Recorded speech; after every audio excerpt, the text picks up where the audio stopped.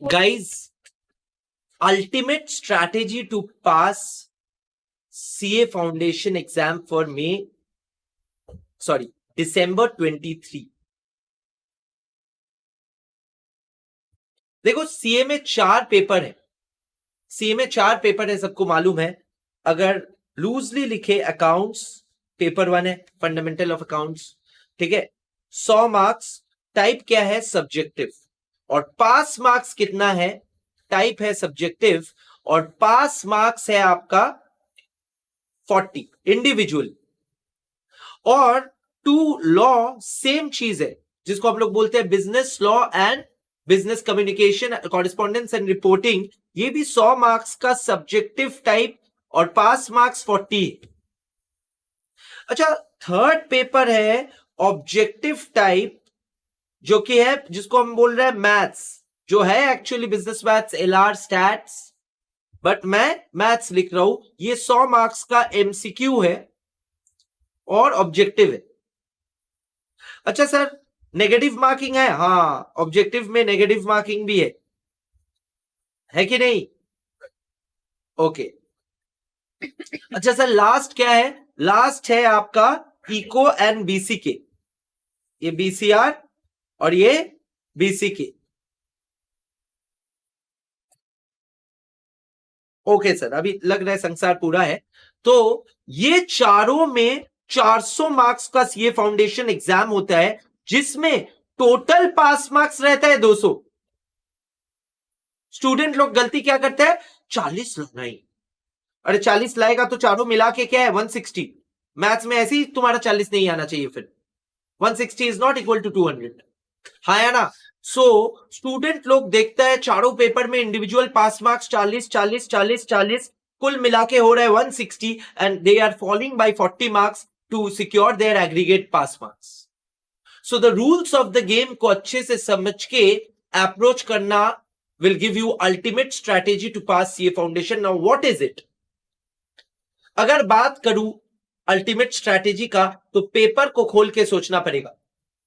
Accounts, हर commerce student जो graduation में है या डायरेक्ट +2 के बाद सीए फाउंडेशन कर रहे हो, हर कॉमर्स स्टूडेंट का ये स्ट्रेंथ सब्जेक्ट रहता है। झूठ मैं नहीं बोलूंगा और तुम भी नहीं बोलोगे अपने आप से। दिल पे हाथ रख के तुम कहो कि अकाउंट्स से तुम डरते हो कि नहीं।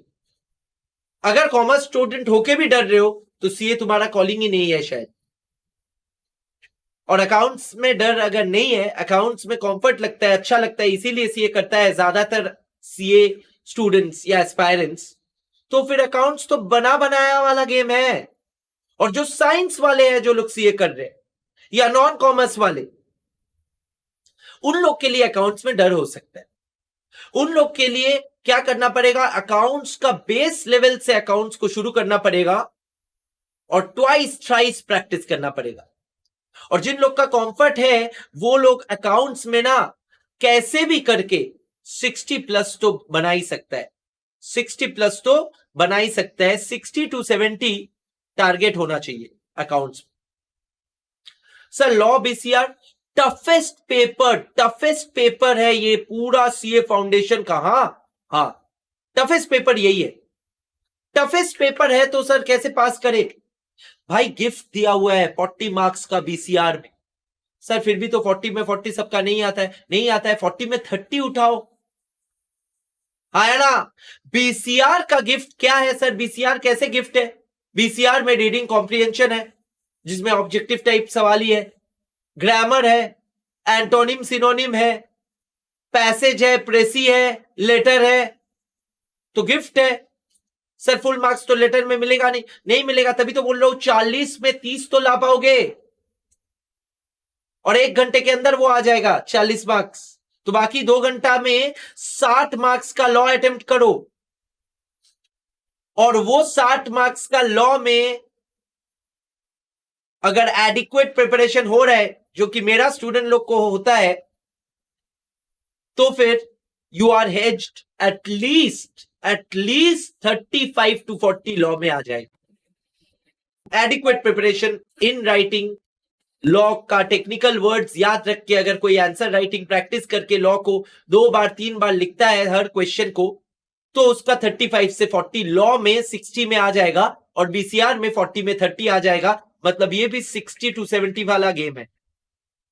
तो देखो दोनों सब्जेक्टिव पेपर में 60-70 आ गए। ठीक है, अभी सर मैथ्स का स्ट्रैटेजी क्या रहना चाहिए? मैथ्स का स्ट्रैटेजी कुछ ऐसा रहना चाहिए कि एलआर एंड स्टैट्स, देखो मेरे को भी मालूम है मैथ्स से डरता है कॉमर्स के स्टूडेंट्स, मेजॉरिटी वही है।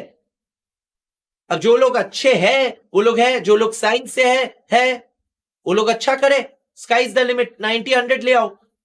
बट जो लोग डरते हैं मैथ्स से, वो लोग याद रखे कि मैथ्स 100 मार्क्स नहीं है। एलआर एंड स्टैट्स में फुल मार्क्स लाओ तभी तो 50 आ जाएगा। एलआर एंड स्टैट्स में फुल मार्क्स लाओगे तो 50 आ जाएगा। और मैथ्स में अगर पता नहीं है तो जो पता है वो पोर्शन करके भी 20 तो ला ही पाओगे। नेगेटिव मार्किंग मत खाओ, जो पता नहीं अटेम्प्ट ही मत करो, और जो पता है 20 पूरा कॉन्फिडेंटली लाओ। तो एलआर स्टैट्स में अगर से 40 आया और मैथ्स में 20 आया, ये भी तो 60-70 का गेम है। हाँ देखो हर सब्जेक्ट में मैं 60-70 का स्ट्रैटेजी बता रहा हूं, तभी जाके 50 का ऊपर हर सब्जेक्ट रहेगा और तभी जाके तुम 200 पार करोगे। क्योंकि ये क्या डिस्कस हो रहा है, अल्टीमेट स्ट्रैटेजी टू पास। और ये सीए फाउंडेशन दिसंबर 23 क्यों रेलेवेंट है? क्योंकि मई 24 से ये स्ट्रक्चर चेंज हो जा रहा है। अच्छा सर तो इको बीसीके में क्या स्ट्रैटेजी है? देखो इजीएस्ट, जैसे ये टफेस्ट पेपर है, ये इजीएस्ट पेपर है।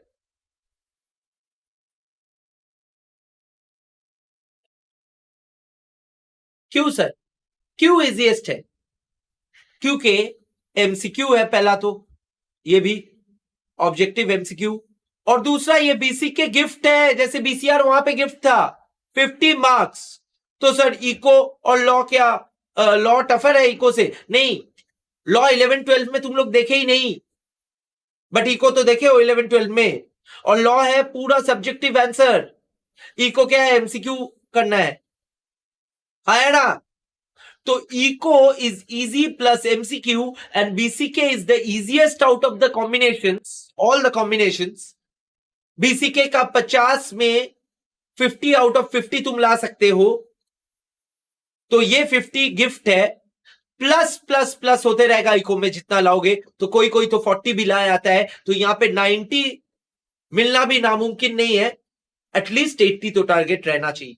तो यहां पे 70 to 80 लिख रहा हूं, देखो सब में 70 को 10 कमा के 60 भी लिखा, और सब में 80 का 70 भी किया, तो एटलीस्ट 60 180 प्लस 70 250 से लेके 290 300 का गेम है अल्टीमेट स्ट्रैटेजी। बट ये कब हो सकता है अचीव? कब हो सकता है अचीव? जब पूरा सब्जेक्ट्स को तुम 1 महीना पहले, एग्जाम का 1 महीना पहले पूरा सब्जेक्ट्स 2-2 बार हो जाए, एक क्लास में और घर में, और दूसरा बार revision at home. At least twice 1 month before अगर हो जाए, तो तुम अगर बहुत अच्छा स्टूडेंट हो रैंक भी कर सकते हो, क्योंकि वो 1 महीना revision and mock test solving होगा। क्लियर है? Thanks, this is the ultimate strategy.